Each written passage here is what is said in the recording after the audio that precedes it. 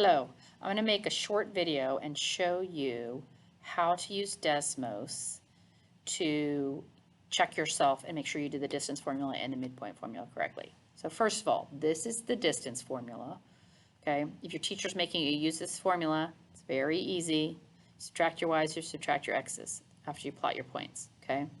This y minus y is your rise. This x minus x is your run. So this formula is the same as this formula. Next one, midpoint is I'm adding my two x's together, dividing by 2, and I'm adding my two y's together and dividing by 2 because I'm finding the point in the middle or the average or what is halfway between my x's and what is halfway between my y's. All right, so those are the formulas. Take a picture real quick of those formulas. Now I'm going to delete them out and I'm going to show you how if I give you 2 points, you can find the distance and the midpoint. So first of all, you can hit this little plus button and pull out the table. All right, if I tell you the point -2 and 5, and it plots the point for you, okay, I'm going to zoom out a little bit so each block is actually the number, okay? And then I'm going to leave a space here because I don't know what my midpoint is, and it's going to be easier for me when I go back. And then I'm going to do 4, comma,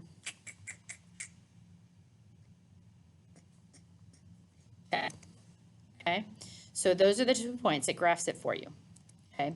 When I want to find the distance, all I have to do is count my rise and run, okay? I'm going to take my square root sign and I'm going to do my rise, which is 1, 2, 3, 4, 5, which is the same as 10 minus 5, right? And I get 5 squared, right? Then I'm going to do plus. Now I'm going to do my run, and my run is 1, 2, 3, 4, 5, 6. So this one is 6 squared, okay? So my distance between this point and this point, which is that diagonal line, I can't just count the blocks, that's why I have to use a formula, is 7.81 or 7.8, depending on what they want. If they want radical, if you need to leave it in radical form, you're just going to do 5 squared plus 6 squared, and you're going to get 61, okay? So when I have 61 and I try to take the square root of that, that is a prime number, which means nothing goes into it, right? Nothing goes into 61. So my answer, if it wants it in reduced radical form, is just the square root of 61. So square root of 61 would be your answer. All right, so you would have to just leave it in radical form. That would be the answer. They're the same, but if it wants it in radical form, it's the square root of 61. If it wants a decimal, this is the decimal. Now, if I want to find the midpoint, I'm going to go back up and I'm going to say, what is halfway between -2 and 4? I'm going to add them together. -2 plus 4 is 2. 2 divided by 2 is 1. All right, now I'm going to go over here and say, what is halfway between 5 and 10? It's not going to be a whole number, it's going to be a decimal, right? 5 plus 10 is 15. 15 divided by 2 is, let's say I say it's 8.5. Look, does that point look like it's on the line? And does it look like it's halfway? It doesn't. Oops. Half of 15 is 7.5. Now I can spot check. Remember, my slope was up 5 over 6. Let's try. Up 1, 2, 2.5, and over 1, 2, 3. What's half of 5? 2.5. What's half of 6? 3. Up 2.5, over 3. It would reduce. My slopes would be the same. That's how you use Desmos to check to make sure your midpoint is correct. It graphs it and you can count.